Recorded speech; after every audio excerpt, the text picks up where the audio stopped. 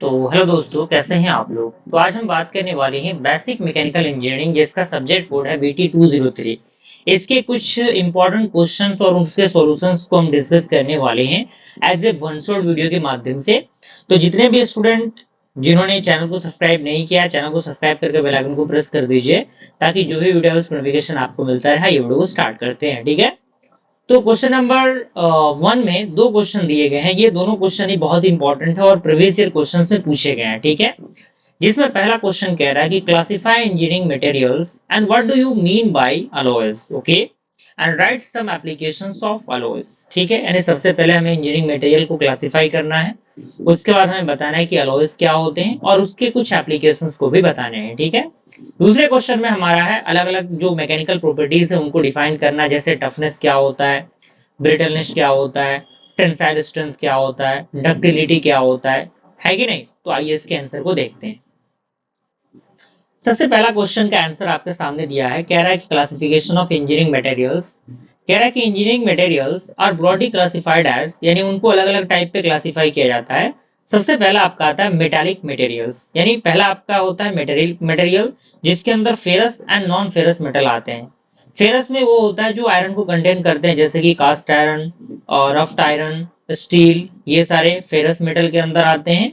और non ferrous metal के अंदर जिसमें कोई भी आयरन कंटेंट नहीं होता, जैसे कि एल्यूमिनियम हो गया, कपर हो गया, जिंक हो गया, लेड हो गया, ये नॉन फेरस मेटल्स होते हैं, ठीक है।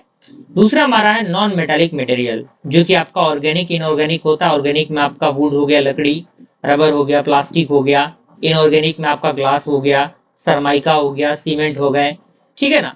तीसरा हमारा आता है कंपोजिट मटेरियल। कंपोजिट मटेरियल क्या होता है? It is a combination of two और more materials to improve properties, यानी दो या दो से अधिक मटेरियल को मतलब कंबाइन किया जाता है, जिससे कि जो प्रॉपर्टीज हैं उनको इंप्रूव किया जा सकता है, जैसे कि फाइबर ग्लास हो गया, रेनफोर्स प्लास्टिक हो गया, कार्बन फाइबर कंपोजिट्स हो गए, है कि नहीं।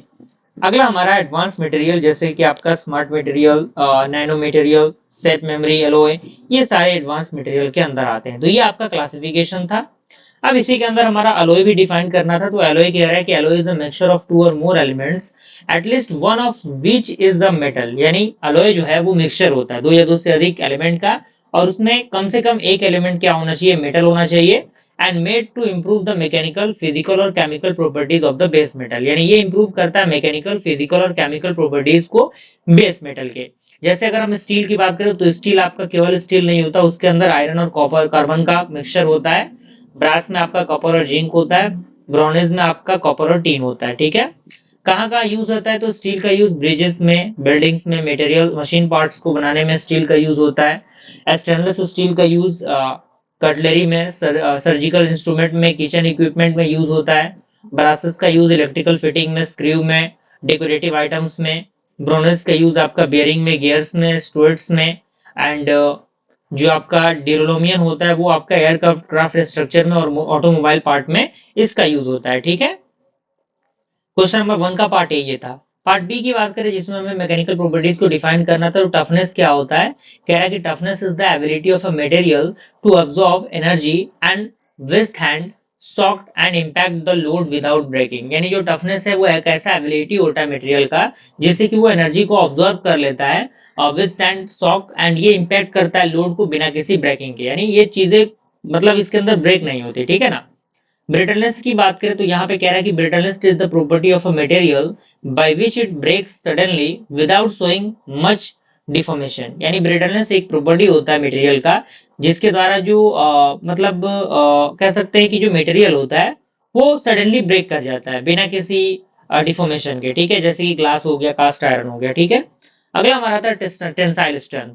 कह रहा है कि tensile strength is the maximum tensile stress a material can withstand before fracture, यानी टेंसाइल स्ट्रेंथ एक मैक्सिमम मैक्सिमम कह सकते हैं टेंसाइल स्ट्रेंथ होता है मटेरियल का जिनको हम विथस्टैंड कर सकते हैं बिफोर फ्रैक्चर, यानी फ्रैक्चर से पहले, ठीक है। डक्टिलिटी की बात करें तो ductility is the property by which a material can be drawn into thin wires without breaking, यानी जो डक्टिलिटी होता है वो प्रॉपर्टी होता है जिसके द्वारा जो मटेरियल होता है उनको क्या किया जा सकता है? ड्रॉन किया जा सकता है इनटू द वायर्स बिना किसी ब्रेकिंग के, ओके, जैसे कि कॉपर हो गया, एल्यूमिनियम हो गया, ठीक है।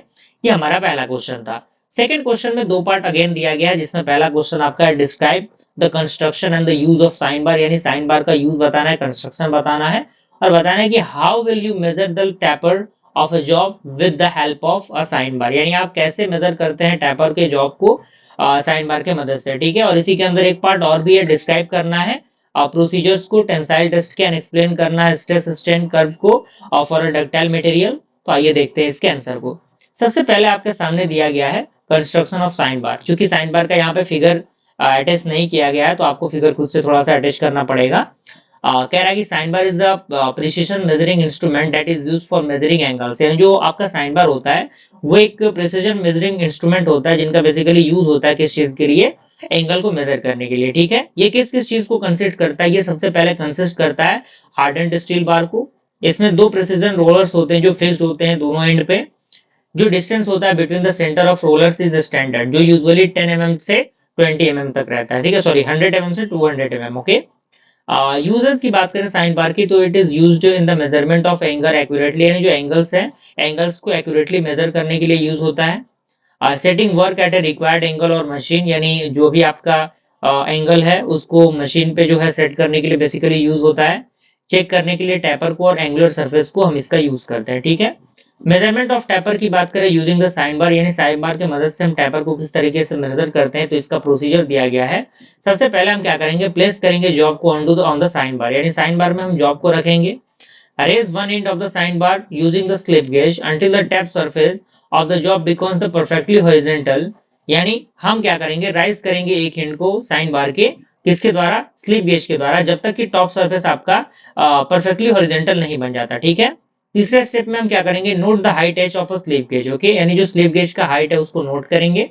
And third fourth step is that let the distance between rollers be L, यानी जो आपका रोलर का डिस्टेंस होगा उसको एल हम कंसिडर करेंगे और एंगल थीटा जो कैलकुलेट होगा वो sine theta equal to H upon L के इक्वल होगा, ठीक है। एंड ये जो एंगल है वो प्रोवाइड करेगा टेपर एंगल को उस जॉब के अकॉर्डिंग, ठीक है ना। चलिए अब पार्ट बी सी के अंदर है जिसमें प्रोसीजर बताने हैं टेंसाइल टेस्ट के। तो सबसे पहले आपका कह रहा है कि the standard specimen is prepared and its dimensions are measured, यानी जो आपका स्टैंडर्ड स्पेसमैन होता है वो प्रिपेयर्ड होगा और उसका डायमेंशन मेजर किया जाएगा। दूसरा हमारा जो स्पेसमैन होगा वो फिक्स्ड होगा in the universal testing machine and load यहाँ पे अप्लाई होगा gradually in the tension and extension जो है वो मेजर्ड होंगे with the extensometer. And fifth step is that load and elongation reading are recorded until fracture, यानी जब तक फ्रैक्चर नहीं हो जाता तब तक ये जो है वो लोड और ये जो रीडिंग है वो देता रहेगा, ठीक है।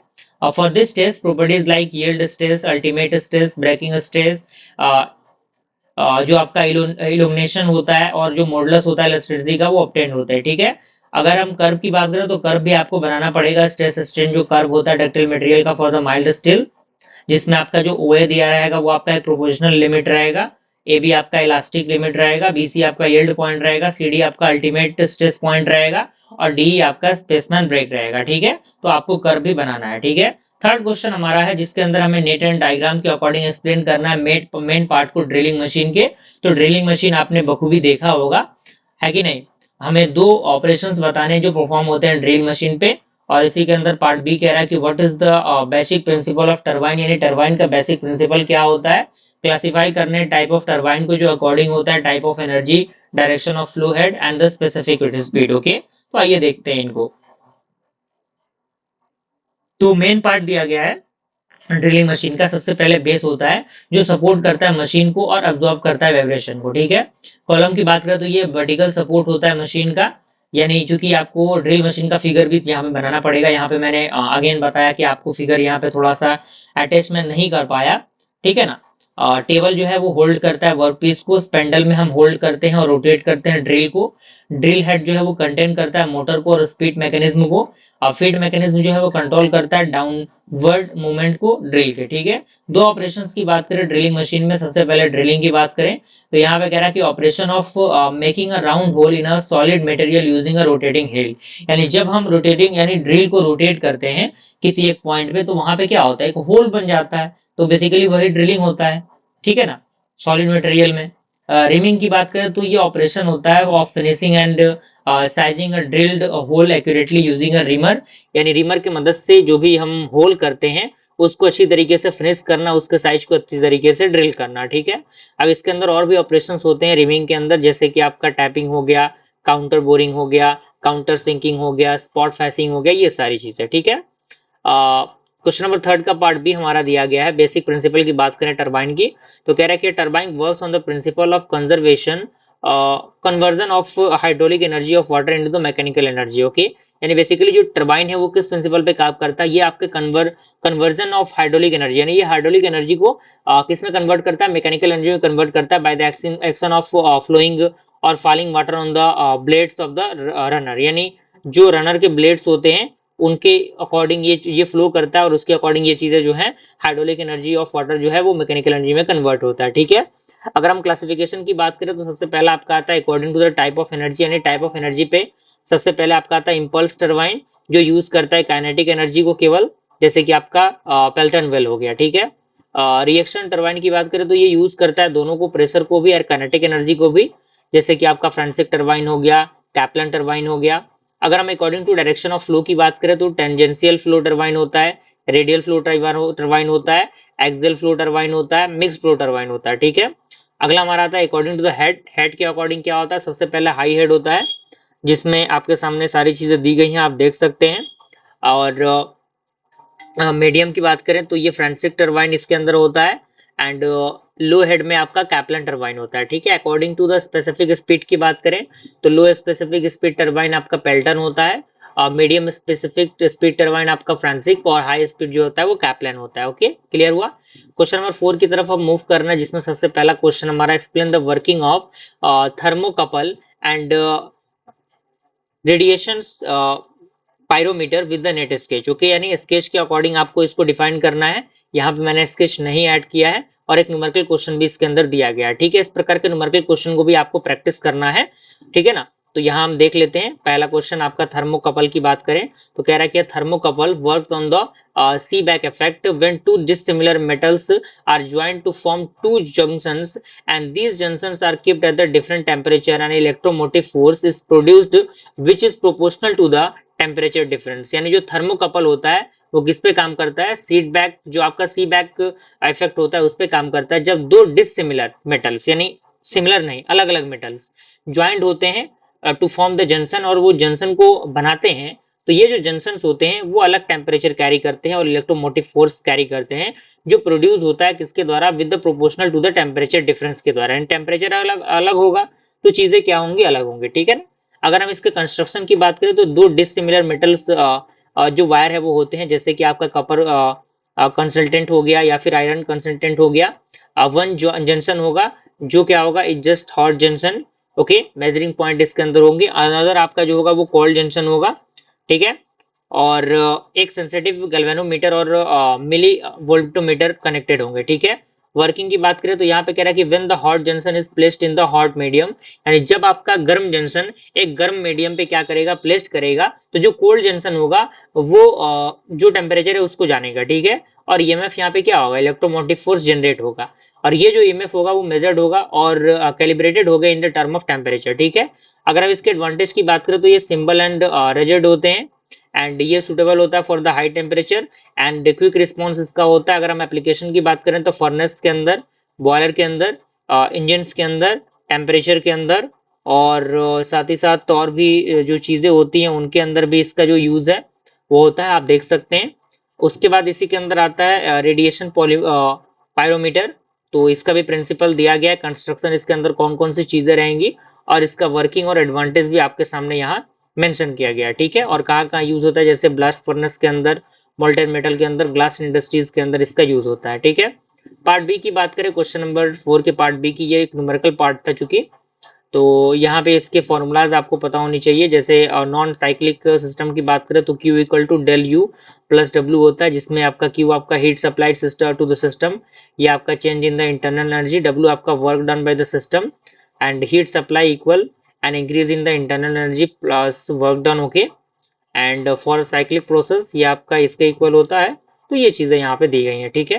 क्वेश्चन नंबर 5 की बात करें तो इसके अंदर आपको पेल्टन व्हील के कंस्ट्रक्शन एंड वर्किंग को बताने हैं, और इसी के अंदर दूसरा क्वेश्चन हमारा है कांस्टेंट वॉल्यूम प्रोसेस क्या होता है, ड्राइव करना एक्सप्रेशन को for the work done, and change करना है इनको internal energy heat transfer and change करना है इनको एंथैल्पी के अकॉर्डिंग। ठीक है, तो पहला क्वेश्चन की हम बात करते हैं। तो इसके अंदर पेल्टन व्हील का फिगर आपको बनाना पड़ेगा। तो इसके मेन पार्ट्स यहाँ पे मैंने मेंशन किए हैं, जैसे कि नोजल एंड स्पर होता है जो कंट्रोल करता है और डायरेक्ट करता है जेट को। रनर जो होता है यहाँ पे well with the buckets fixed on the periphery, यानी वेल बकेट के साथ फिक्स्ड होता है पेरिफेरी में। बकेट जो होते हैं वो डबल हेमिस्फेरिकल कप होते हैं विद द स्प्लिटर। एंड कैजिंग जो है वो प्रिवेंट करता है स्प्लैशिंग को और कलेक्ट करता है वाटर को। ठीक है, और ब्रेक नोजल की बात करें तो ये स्टॉप करता है रनर को। क्लियर है, इसका जो वर्किंग प्रोसेस है वो भी यहाँ पे मेंशन किया गया, आप इसको देख सकते हैं। जो आपका पेल्टन वेल है वो वर्क करेगा on the impulse principle and high velocity water जो है वो जेट होंगे from the nozzle strike and bucket tangentially. And ये जो जेट होगा वो डिफ्लेक्टेड होंगे by nearly 180 degree. Okay, and produce करेंगे इम्पल्स फोर्स को बकेट के with the rotate. Okay, rotate runner shaft and जो आपका काइनेटिक एनर्जी होता है उसको मैकेनिकल एनर्जी में। तो ये आपका पूरा वर्किंग प्रोसेस है। ठीक है, अगर हम पार्ट बी की बात करें तो यहाँ पे कांस्टेंट वॉल्यूम प्रोसेस बताना है और इसकी सारी चीजें मेंशन की गई हैं। तो इसके अंदर आपके सामने पॉइंट दिया गया है जिसमें कह रहा है कि इन दिस प्रोसेस, यानी इस प्रोसेस के अंदर जो वॉल्यूम है वो कांस्टेंट होगा, यानी work done W equal to integration of P dV equal to 0। और यहाँ पे डीवी 0 के इक्वल मान लिया जाएगा। तो चेंज इन इंटरनल एनर्जी की हम बात करें तो del U equal to MCV T2 minus T1 होगा। ठीक है, हीट ट्रांसफर की बात करें तो हीट ट्रांसफर का पूरा फॉर्मूला दिया गया, चेंज इन एंथैल्पी का पूरा फॉर्मूला यहाँ पे मेंशन किया गया। ठीक है, क्वेश्चन नंबर 6 की तरफ हम आ चुके हैं जिसमें हमें डिफाइन करना है इंटरनल एनर्जी को एंड प्रूफ करना है एनर्जी को in the property of a system. And दूसरा पार्ट इसी के अंदर है, हमें बताने हैं first law of thermodynamic for a close system under going a cyclic process and non cyclic process. ठीक है ना, तो पार्ट ए की हम बात कर लेते हैं। इंटरनल एनर्जी क्या होता है? इंटरनल एनर्जी कह रहा है कि internal energy is the total energy possessed by a system due to the molecular motion and intermolecular forces with the system. यानी जो आपका इंटरनल एनर्जी होता है वो टोटल एनर्जी होता है जो प्रोड्यूस होता है सिस्टम के द्वारा, किसके कारण? मॉलिक्यूलर मोशन और नॉन इंटरमोलिकुलर फोर्सेस के द्वारा। ठीक है, किसके अंदर? एक सिस्टम के अंदर। ये इंक्लूड करता है काइनेटिक एनर्जी को मॉलिक्यूल्स के, पोटेंशियल एनर्जी को मॉलिक्यूल्स के। क्लियर है? चलिए, अब अगर हम प्रूफ की बात करें, एनर्जी इज अ प्रॉपर्टी की बात करें तो पहला यहाँ पे फर्स्ट लॉ दिया गया है। ठीक है ना, फर्स्ट लॉ यहाँ पे आपके सामने मेंशन किया गया है जिसके अंदर del Q equal to D U plus del W होगा। एंड इसको रीअरेंज करेंगे तो डी यू इधर आ जाएगा। तो ये चीजें यहाँ पे होंगी। ठीक है ना, ओके, तो ये आपका पॉइंट था। अगर हम क्वेश्चन नंबर 7 की बात करें तो क्वेश्चन नंबर 7 में दो क्वेश्चन हैं। पहला क्वेश्चन हमारा एक्सप्लेन करना है स्ट्रक्चर एंड वर्किंग को two stroke diesel engine with the net sketch. यानी चूंकि आपको पता है कि डायग्राम एंड स्केचेस बनाने बहुत जरूरी है इसके अंदर, मैकेनिकल के अंदर ये चीजें थोड़ी सी ज्यादा इंपॉर्टेंट रोल प्ले करती हैं। ठीक है ना, तो इसको आपको थोड़ा सा ज्यादा ध्यान में लेके चलनी है। ठीक है, क्लियर है? कोई परेशानी दिक्कत यहाँ पे आपको नहीं होनी चाहिए। तो यहाँ पे आपके सामने दिया गया है, आप इसको देखिए। तो इसमें जो मेन पार्ट होंगे वो सिलेंडर होगा, पिस्टन होगा, क्रैंक एंड क्रैंकशाफ्ट होगा, एंटेल पॉट होगा, एग्जॉस्ट पॉट होगा और जो आपका फ्यूल इंजेक्टर है वो होता है। ठीक है, इसका फिगर आप देखिएगा, आपको मिल जाएगा फिगर।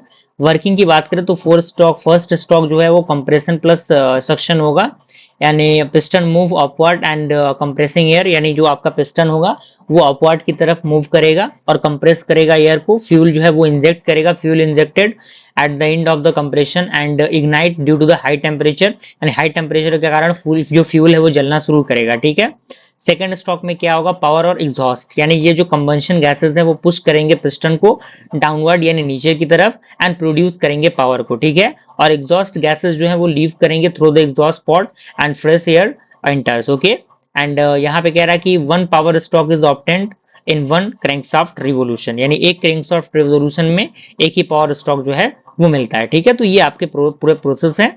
और दूसरा हमारा है construction and working of the steam engine. तो कंस्ट्रक्शन में मेन पार्ट आपके सामने दिए गए हैं, जैसे सिलेंडर है, पिस्टन है, स्लाइड वाल्व है, स्टीम चेस्ट है, कनेक्टिंग रॉड है, क्रैंक एंड फ्लाईव्हील है, इनलेट एंड एग्जॉस्ट पॉट है। यहाँ पे उसका वर्किंग प्रोसेस भी आपके सामने मेंशन किया गया है।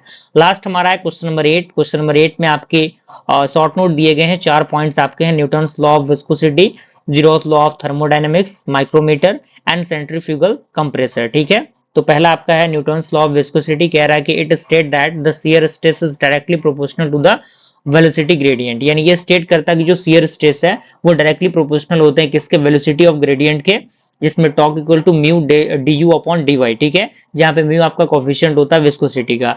जीरोथ लॉ ऑफ थर्मोडायनेमिक्स की बात करें, कह रहा है कि if two systems are in the thermal equilibrium with a third system, यानी जब दो आपके सिस्टम थर्मो इक्विलिब्रियम के थर्ड सिस्टम के अकॉर्डिंग होंगे तो ये जो होंगे then they are in the thermal equilibrium with each other, यानी ये थर्मल इक्विलिब्रियम होंगे एक दूसरे के साथ, एंड ये जो लॉ है वो फॉर्म करता है बेसिस ऑफ टेम्परेचर मेजरमेंट को, ठीक है।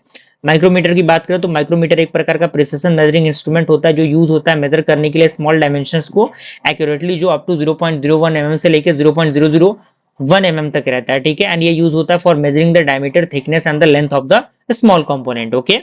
सेंट्रीफ्यूगल कंप्रेसर की बात करें तो कह रहा है कि it is the dynamic compressor in which the air is compressed by the centrifugal forces developed by the rotating the impeller, and it is used in the gas turbine refrigeration and the supercharging engines, okay. तो इस तरीके से हमने क्या किया, हमने इस question को कंप्लीट किया। इसी के साथ मिलते हैं अगले वीडियो में, तब तक के लिए थैंक यू।